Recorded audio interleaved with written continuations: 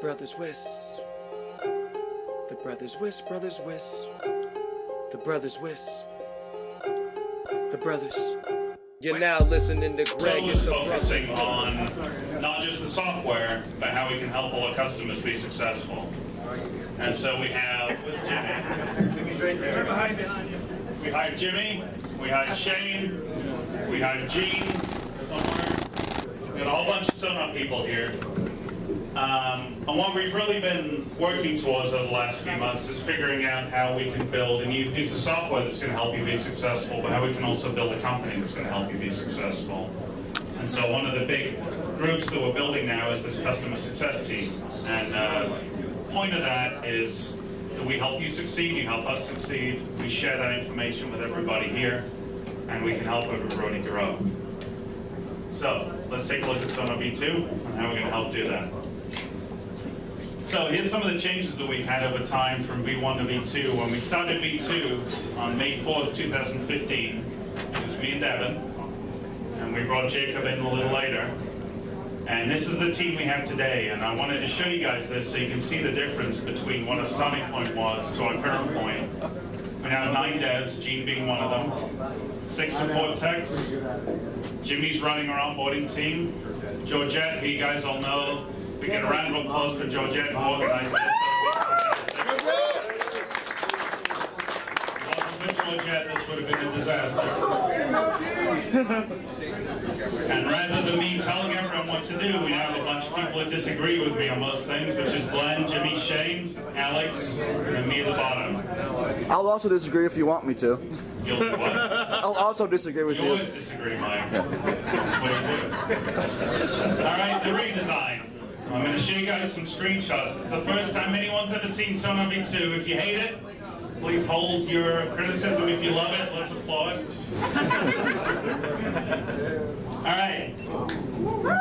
So, what we've done with Sonar V2, some half-hearted clapping, but that's all right.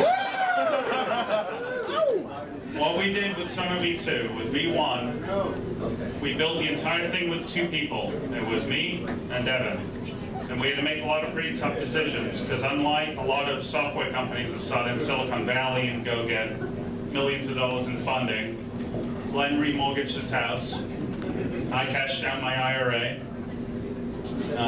Where else did we get the money from, Glenn? Alex probably threw some in there somewhere. Hey! Yeah. Crippling debt! Yeah!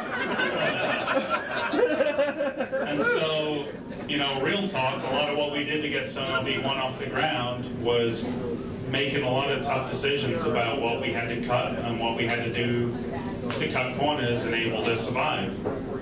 And building Sonar V2, we now have 25 employees. We're profitable to the point that we can spend money on this kind of thing. And so the UI that I'm showing you today, we had twice as many people work on purely designing this UI and testing it, focus group testing it, and going through and iterating on this as we did to build the entirety of Sonar V1. So I picked a few screenshots out of here to show you because I want to point out a couple of different things that we've really done. One of the core things that we really looked at with Sonar in the beginning that we thought was a differentiating factor for us is that we want to help small ISPs get big, we want to help big ISPs get bigger, and we want to help bigger ISPs get even bigger than that. And I think what we have in V1 is help small ISPs get big and big ISPs get bigger. But the bigger ISPs that we have in here are probably all telling us the same kind of issues they have with scaling and reporting and that kind of thing. And some of that's around the UI and some of that's around the back end. But really what we've done in V2 is to focus very heavily on helping those bigger ISPs get bigger, because we really think that all the customers we have are all on that trajectory. There's not a lot of people that use Sonar that are small and want to stay small, or are big and want to stay big. Everyone wants to get to that high point. So looking at, for example, a new scheduling interface, this has a lot of features that people have been asking for around filtering down job types, being able to hide text by team, being able to filter teams by geography, being able to use geofences to filter teams and that kind of thing. And this is a core thing that we've done in V2, is to really realize that every employee has a different mentality when they're viewing something, right? The tech that's doing the install only cares about seeing his jobs. The person that's running dispatch for a particular state only cares about seeing those jobs. And so a lot of this interface allows that to take place. The other thing that we've done is to really try to standardize on how we can view data inside Sonar V2 on every page in a consistent way. So in V1, you guys are probably familiar. In some pages, we have that little, it's like two squares inside each other that you can open a page in quick view. So you can open up the network side on top of an account. Every single page in V2, if you click on something, we have the sidebar. And so you can pull data up on whatever item you're looking at in a table and see in real time information about that item. And that's every single, what we would call an object in V2. So an account, an inventory item, an IP address, and really anything that's represented inside the system. You can pull it up in the sidebar and see data on it in real time. And this is something that we really looked at when we built Sonar, is how can we help streamline a lot of the things that are done on a day-to-day basis by any employee. So if you're taking phone calls, the pushes bring call times down. If you're dealing with tickets, the pushes bring ticket resolution time down. If you're a network engineer, bring down outage times or bring down deployment times. This is another one of those iterative steps we have where you can pull data up very, very quickly on something over on the side there when you're looking at it in a table. The other thing that we did when we worked through this UI design with this team was to really, one of the great questions that the team we have working on this UI asked us on every page was, who's the consumer? And I think one of the things looking back at Sonar V1 that we look at and realize is that every page was designed by an engineer. And some of those pages aren't viewed by engineers. So our financial pages, that's something we struggle with a lot, right? People complain about the financial reports. It's because I built them, right? I'm not a CFO, I'm not a finance person. And I've picked one of the technical pages here because this is what I'm into. But the team that we had working on this UI, the first question was always, who's the consumer? And so, for example, in this page, this is a very technical page. We've tried to expand it in a way that makes it very easy for someone with that technical mentality to look at. So you've got the ping times, the latency, the SNMP status on the side, the KPIs down the side. Same thing on the financial pages. We've tried to approach that from the perspective of a CFO or an accountant, be able to present those in a way that are more consumable for those people. And I'm not really showing that in a lot of these screenshots here, but one of the things that we're pushing towards, maybe not in the very first release of version 2, but very shortly thereafter, is to also give you the ability to customize these. These dashboards you go into, if on a financial dashboard you don't really care about an output, you can remove that and put something else in there. And so all of these places where you see these kind of KPIs on the side, the end game there for us in the very short term is to make those customizable for everybody. This kind of leads into this screen. So this is the first dashboard we have for IPAM. We've tried to revisit every module that we have and think about what people are looking for when they first enter that page. So in V1, I think a lot of the modules that we have were built kind of in a vacuum, right? If you look at inventory, you look at ticketing, you look at the network dashboard, you look at the account dashboard.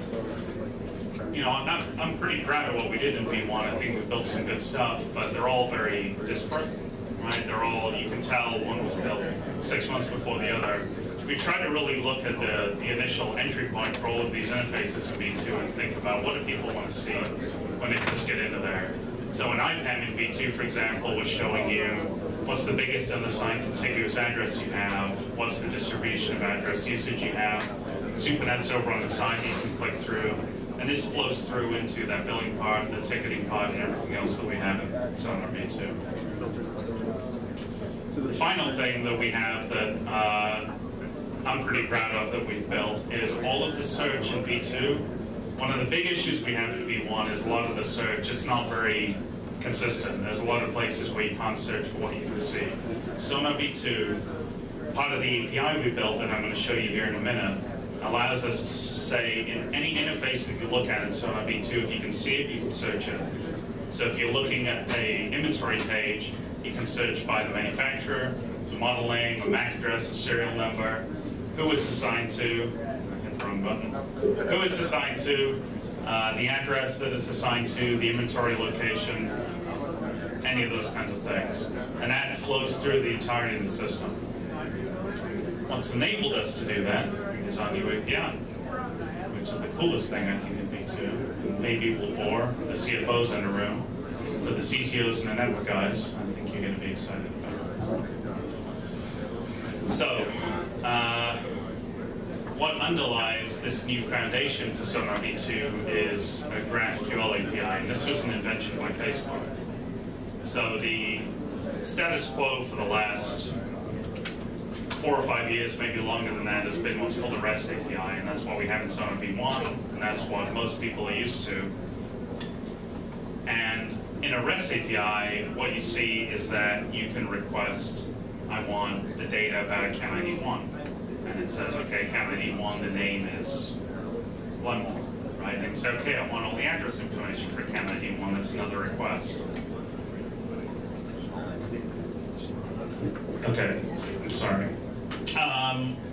And in the Graphql API, I have an example here, some different requests. What we're able to do is make a request for all the information that we want, the attributes that we want about these objects, all at the same time. So on the left, I have an example. This is our current REST API, and we've struggled with this with a lot of customers we've interfaced with and other third parties like Server Plus that have looked to pull data. In our REST API, if you wanted to get every account and all the physical addresses and all the payments, you'd have to make all these individual requests. First, get all the accounts, get all their addresses individually, get all the payments. In a GraphQL API, we can say, I want all the accounts, I want an ID and a name attribute, I want all their addresses, I want the line 1 and city, and all their payments, I want when they were created and what the amount was. And that's one HTTP request. The other thing we can do that's pretty cool with this is this API has filtering built into it. So in this REST API, typically you pull all the data and you filter it all in the client, which is great. If you're an ISP with 100 subs, that's pretty quick. If you've got 20,000, that's pretty tedious. In a V2 API, we can filter this down to say, I want all the accounts where the name is Simon. And of those accounts, I want all the addresses where the type is mailing. And of those accounts, I want all the payments where the type is credit card. On top of that, we've also added, and that's kind of the standard in a GraphQL API. On top of that, we've added all these other features in your API. Full text search everywhere. Any field that's text, you can search it by any partial string. We can do relation searches, so I can say I want every account that has a physical address in Milwaukee, and they have a Visa credit card, and they have Cambium MAC address. We can aggregate data. I want the sum of all the payments they made in the last 90 days. I want every payment that was more than $90, all that kind of thing. And the great thing about this is we can keep building on this. So our intent here is as people start using this, we can look at what they're looking for and quickly add additional features into the API. The thing that's cool with this, I really think, is we built the whole of Sonar V2 on top of this API. Most APIs, when you look at them, they're useful. You can do integrations with them, but you can't really recreate the actual application on top of it. It's too limited, and that's true of the API we have in V1. Our API in V2, we built Sonar V2 on top of that API, and without any hyperbole, I really think this is the best API I've ever used. It's certainly the best API we've ever built. And this gives an enormous amount of flexibility. If you didn't like the interface of Sonar V2, you could build your own Sonar V2 on top of our API, and not use our interface at all without losing any functionality. I think that's a pretty big deal. All right, so part of this V2 redesign is getting this new interface out in front of you guys and letting you use it. But it's also about getting some new features in front of you. So this is what we have out of the gate. This is what we're going to have in version 2.0.0. You get the new UI, you get the new API. We've made completely granular permissions. There's no more super users. If you want to control what people have access to, every single piece of Sonar is now a granular permission. We've added persistent physical addresses. This has been a big request from people that aren't WISPs, but I think it's also useful for WISPs. No longer is a customer bound permanently to an address You can create a physical address, attach equipment to it, and move customers in and out of that address. If you're something like a fiber ISP, you can then define a source of addresses. This was a huge pain in the ass to build, so I appreciate that. We've made huge performance improvement to the provisioning system and to queuing that we have today. Anyone in here that's using a lot of microtics and Sonar today, or a lot of inline devices, you probably know that if you have an event that causes them all that need to be rewritten to, it can be pretty slow. So to give you guys an example of how we've improved on this, in V1, if you had a microtik that was an inline device or a DHCP server, we could write about 100 to 150 items through the microtik API a minute. On Sonar V2, we can write about 10,000 items per minute. So that's pretty cool. Yeah. A lot of billing changes. You know, let's not iterate through all of them because billing's super boring, but we made a lot of billing improvements that people can. People here in billing, I think it's really cool. We'll talk about it later. A lot of logging improvements. Everything's logged in real time now. Every single thing you can change is logged precisely, specifically. The interface we have today, I think, is pretty good. You know, it's mostly real time, but there's a lot of places where you click something, you get the check mark, it waits a second. We've done a lot of work to make that instantaneous. One of the things that Glenn has really driven, or me, that we've integrated. This has been sort of one of those things we've learned, I think, that I'm talking about here with this transition from being purely just a software company. As a developer, I've always thought we build good enough software, it's going to solve everybody's problems, and it's taken me 20 years to learn that's not true. What we need to also provide is the help that people need and the guidance and the process and everything else. In V2, we'll have a built-in help system where you'll be able to say, I need to know how to X, and it's going to show you how to X, whatever X might be. All that's going to be built directly into the system. And transfers and disconnections, which have not let us really do good things like churn metrics that don't exist in V1, we have those under the gate. All right, so something I know we've done for the last year or so, because we've been hard working on V2, is kind of we've gone away from being a very agile company. There was a period of time where we come to these shows and people will come up to me in the booth and say, wow, this feature would be great, and I go home and build it in 3 days and release it, and that's kind of what we were known for. As part of this transition to building V2, it's been hard to keep doing that, and so a lot of those requests have been sitting out there.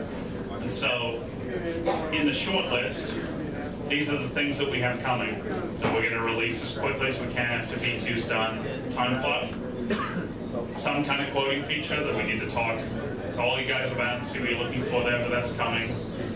Sales CRM features, we're going to fix Pulse. This native SMS and phone module, we're really looking to build something integrated that's going to allow two-way SMS with customers and phone integrations with customers, to be able to provide an IVR built into Sonar that's going to pull data and show that back to the customer, and install a mobile app.